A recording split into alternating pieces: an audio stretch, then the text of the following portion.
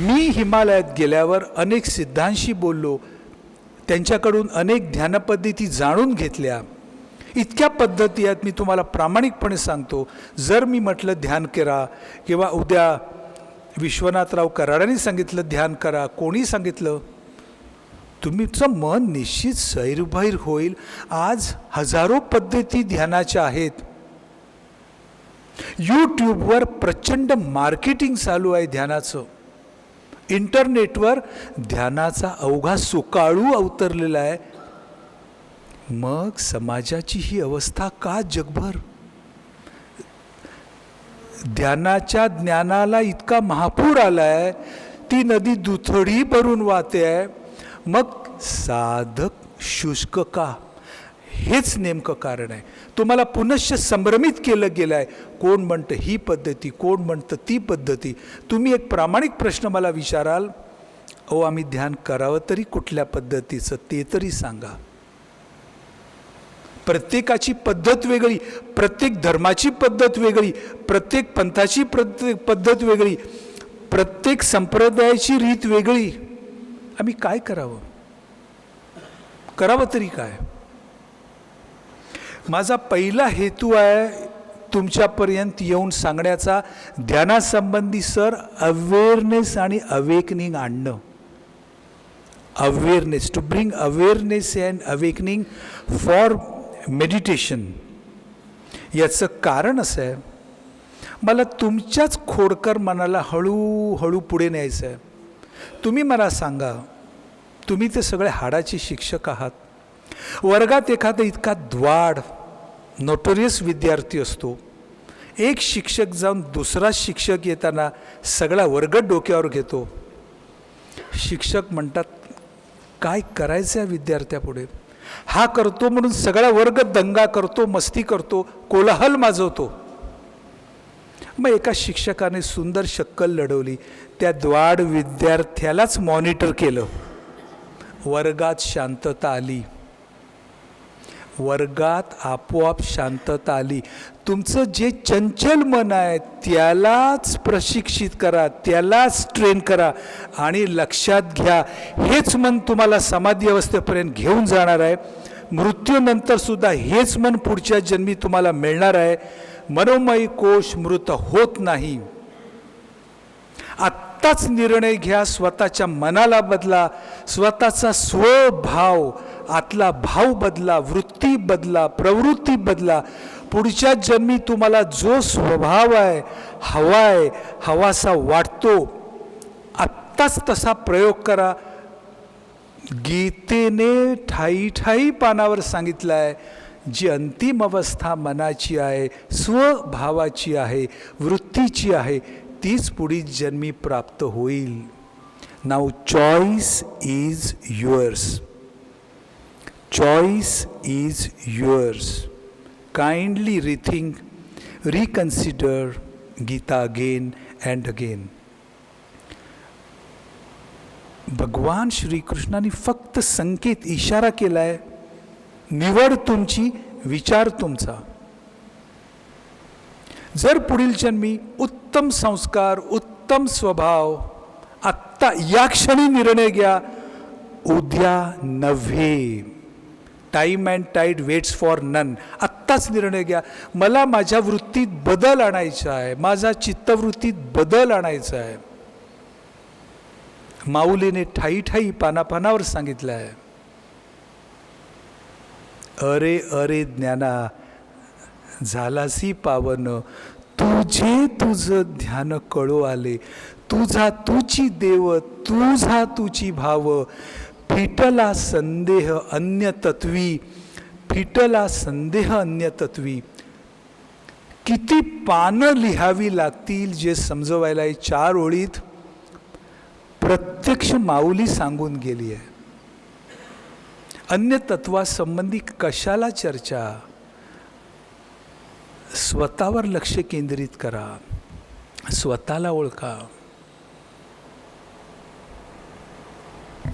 म्हणून मी अनेक ध्यानपद्धतींचा हिमालयात 9 वर्षात स्वतः अभ्यास केला, अनुभव घेतला आणि एक साधी सोपी सुटसुटीत पद्धत स्वतः अनुभव घेऊन विकसित केली. हे धर्माती ध्यान आहे. तुम्ही मला सांगा, व्यायाम शरीराचा जर धर्मातीत असू शकतो, मग ध्यान का असू शकत नाही? मनाचा व्यायाम का असू शकत नाही? आणि ध्यान ही भारतवर्षाने जगाला दिलेली अभूतपूर्व अशी देणगी आहे. प्रत्येक भारतीयाला अभिमान वाटलाच पाहिजे, जसा शून्याबद्दल वाटतो, गणिताबद्दल वाटतो. ध्यान ही अलौकिक देणगी भारतवर्षाने दिली आहे. महर्षी महेश योगी, मी तुम्हाला 2 वाक्यात इतिहास सांगतो. महर्षी महेश योगींना हिमालयात गुरुने ध्यानसाधना करून घेतली. हा एक असा महात्मा भारतवर्षात जन्माला आला. 1960 साली ते अमेरिकेत गेले. After his enlightenment he went to US in 1960. पहिला प्रयोग त्यांनी केला, ध्यान शिकवायला प्रारंभ केला आणि ते थांबले नाहीत. अमेरिकेतल्या प्रख्यात शास्त्रज्ञांना, सायकियाट्रिस्ट, MD विथ सायकियाट्रीना बोलून त्यांनी सांगितलं, तुम्ही ध्यानावर संशोधन करा, तुम्हाला गिनीपिग हवेत, मी देतो. हा पहिला महात्मा जगातला, पहिला भारतीय महात्मा जगातला ज्याने सांगितलं संशोधन करा. तुम्हाला आश्चर्य वाटेल, 1960 म्हणजे आज 58 वर्षात या संपूर्ण जगात ध्यानावर अभूतपूर्व संशोधन करून ज्या doctors, practising doctors and scientist आणि शास्त्रज्ञांनी जे रिसर्च पेपर वाचले, त्यातला एकही भारतीय नाही, एकही हिंदू नाही. Rigorous research have been done. आता विचार करा, आपण कुठे आहोत नेमके? Where are we heading? आपण काय केलं? आपण नेमकं काय केलं? ध्यानाला एक धार्मिक कर्मकांड, रिच्युअल म्हणून बासनात बांधून ठेवलं आणि चुकीच्या धारणा समाजात गेल्या हजारो वर्षात पसरल्या. त्यामुळे आपलं अतोनात नुकसान झालं. मुळात ध्यान म्हणजे नेमकं काय? अक्रिया, नो ॲक्शन. ध्यान म्हणजे अकर्म, नॉन डुईंग, करायचं काहीच नाही. मग तुम्ही म्हणाल काहीच करायचं ना, मग किती सोपं आहे. होय, कॉन्ट्राडिक्शन आहे. जितकं सोपं तितकंच कठीण आहे. आता हे किती कॉन्ट्राडिक्शन. एका बाजूला तुम्ही म्हणता सोपं, दुसऱ्या क्षणाला तुम्ही म्हणता अत्यंत कठीण. कारण ते कसं आहे, नॉन डुईंग, अकर्म आहे. मनाला अमन बनवायचं आहे, झिरो माइंड. अमन शब्द आहे उर्दूत. अमन म्हणजे शांती. शांती कधी येते? मन अमन झाल्यावर. आणि हे कसं? सहज. म्हणून ध्यान अप्रयास असावं, एफर्टलेस असावं. त्यातून मनाला शून्यत्व द्यायचं, झिरोनेस. म्हणून माझ्या विकसित केलेल्या ध्यान पद्धतीचं नाव मी दिलं आहे झिरो मेडिटेशन, शून्य ध्यान, जे एनीबडी कॅन ॲडॉप्ट. कुठल्याही धर्माचा, पंथाचा, संप्रदायाचा, कुठल्याही वयाची व्यक्ती सहज स्वीकारू शकेल अशी ध्यानपद्धती मी विकसित केली, अनुभव घेतला. याचं कारण सांगतो. मला माझ्या गुरूंनी तेव्हा सांगितलं होतं, तू आज, माझे गुरु परमपूज्य माहुतार बाबाजी, तू आज ध्यानाचा अनुभव घेतोयस, तुझ्यासमोर हेच लोक आहेत, असतील आणि यापुढेही असतील. त्यांचा विचार कर, त्यांचा विचार कर. माझ्यासमोर, माझ्या साधनेत तुम्ही होता, फक्त तुम्ही होता, अवघे तुम्ही होता.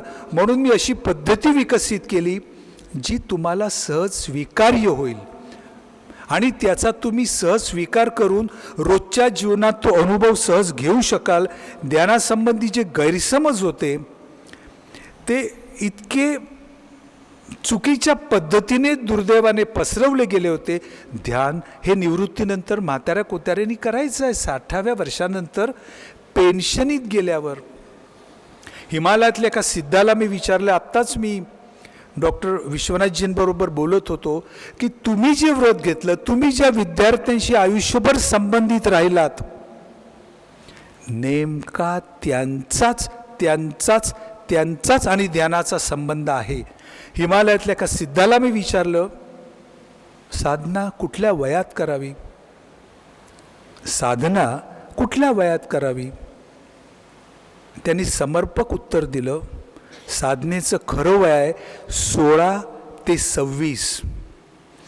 आता मला तुम्ही सांगा, नेमकं तेच वय आज ॲकॅडमिक स्टडीचं नाही का? 16व्या वर्षी विद्यार्थी 10वी होतो, मग 12वी, मग ग्रॅज्युएशन, पोस्ट ग्रॅज्युएशन, मग सुपर स्पेशलायझेशन, PhD, त्याच्या पुढचं शिक्षण. हे बरोबर 16 ते 26मध्ये नाही का बसत? हे का? त्याच वयात मन आणि बुद्धी विकसित होत असते, अशी निसर्गाची योजना आहे. एंडोक्राईन सिस्टीम्स, नर्वस सिस्टीम्स, वेगवेगळी हार्मोन्स या वयात डेव्हलप होत असतात. म्हणून हे वय साधनेचं आहे.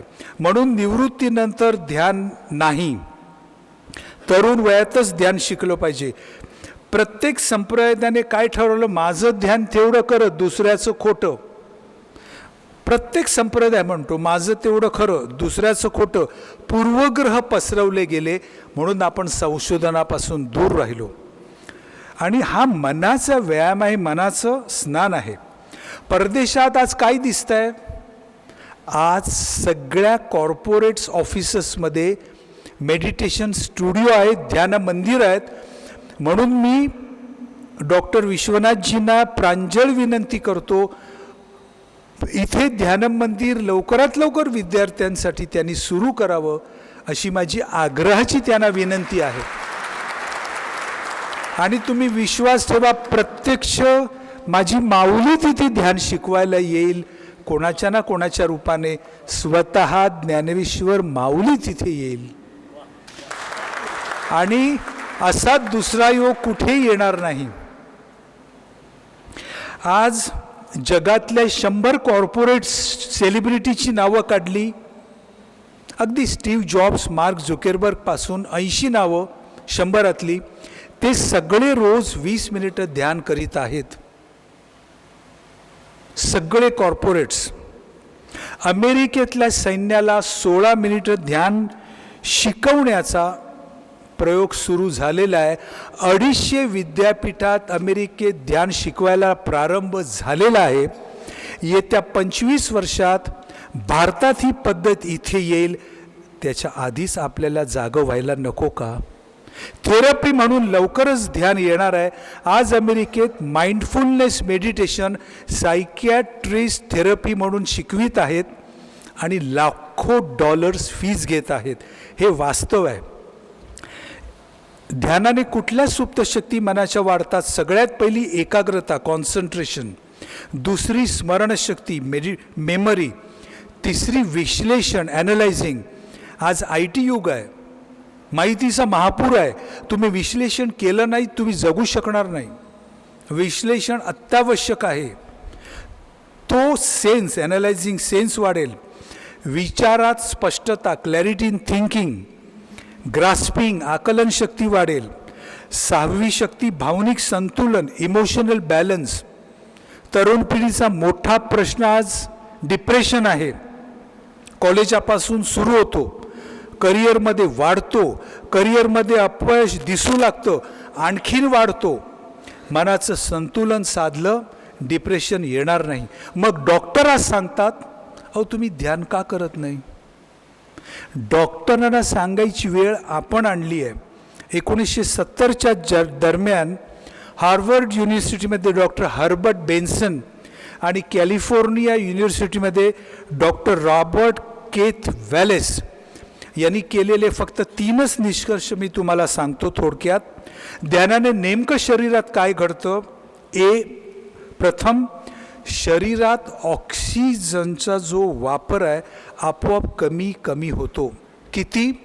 ध्यानाच्या पहिल्या 3 मिनिटात 20% वापर ऑक्सिजनचा कमी होतो.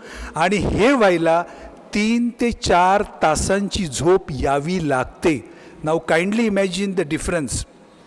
4 तासाच्या झोपेनंतर जे मानवी शरीरात घडतं ते अवघ्या 3 मिनिटात घडायला प्रारंभ होतो.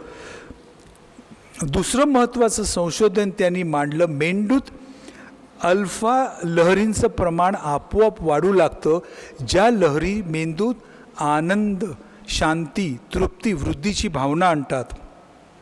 हे तुम्ही EEG एन्सेफॅलोग्राफमध्ये पाहू शकता. तिसरं महत्त्वाचं संशोधन त्यांनी मांडलं, रक्तातील लॅक्टेटचं प्रमाण ध्यानात आपोआप कमी होतं. अवघ्या 10व्या मिनिटाला कमी झाल्याचं ॲपॅरेटस दाखवू शकतात. लॅक्टेट जितकं जास्त तितक्या चिंता जास्त, ताण जास्त, तणाव जास्त. लॅक्टेट या रसायनाचं रक्तातलं प्रमाण जितकं कमी तितक्या चिंता कमी. मी ज्ञानात वैज्ञानिक पुरावे फक्त 2च मांडतो आपल्यापुढे ध्यानासंबंधीचे. मॅसाच्युसेट जनरल हॉस्पिटलमध्ये 16 डॉक्टरांचे 2 ग्रुप, डॉक्टर सायंटिस्ट यांनी स्वतःवर प्रयोग करायचा ठरवला. ही किती अभिनव घटना होती. एका ग्रुपने ध्यान केलं, एका ग्रुपने ध्यान केलं नाही. तर त्यांना काय आढळलं? ध्यान करणाऱ्या वैज्ञानिक डॉक्टरांच्या मेंदूतील डाव्या हिप्पोकॅम्पस हा जो मेंदूतला भाग आहे त्याच्यात ग्रे मॅटर, करडं जे द्रव्य आहे, त्या ग्रे मॅटर, करड्या पेशींमुळे निर्माण होणारं जे द्रव्य, त्याचा जो थर आहे तो वाढलेला होता. There was increase in grey matter. हे कोणी शोधून काढलं? हे वैज्ञानिकांनी कपोलकल्पित सत्य नाही मांडलं. ब्रेनचा CT स्कॅन केला, fMRI केला, त्यात आढळून आलं. ग्रे मॅटर कुठल्या भागात आलं? डाव्या हिप्पोकॅम्पस. त्या भागाचं काम काय? ग्रहण क्षमता, ग्रास्पिंग. दुसरं काम आहे स्मृतीशी निगडीत, रिलेटेड विथ मेमरी. आत्ताच मी जे 2 फायदे सांगितले, मेमरी अँड ग्रास्पिंग. आता मला सांगा, या 2 गोष्टींचा आज तरुण पिढीला किती गरज आहे करिअरसाठी. ध्यान तुम्ही संन्यासी व्हावा म्हणून मी सांगत नाही आहे, विद्यार्थ्यांच्या करिअरसाठी सांगतोय. दुसरा प्रयोग जपानमधील क्योटो युनिव्हर्सिटीत वाटारू साटो या प्रसिद्ध वैज्ञानिकाने केला. तिथे 6 महिने ध्यान केलं, रोज अर्धा तास. कंट्रोल ग्रुप होता, एक ग्रुप करत होता, एक ग्रुप करत नव्हता. तर त्यांना असं आढळून आलं, जो ग्रे मॅटर, शक्ती उत्पादक, ज्ञान उत्पादक द्रव्य म्हणजे ग्रे मॅटर, त्या ज्ञानतंतूंची उगम केंद्र आहेत. हा ग्रे भाग जितका जास्त तितकं सुख, शांती, तृप्तीची भावना जास्त होते.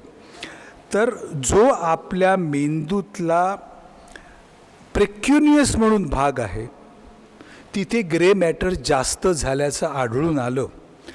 आता तुम्ही सांगा, ध्यान शिकायचं की नाही याचा निर्णय तुम्हाला घ्यायचा आहे. Choice is yours.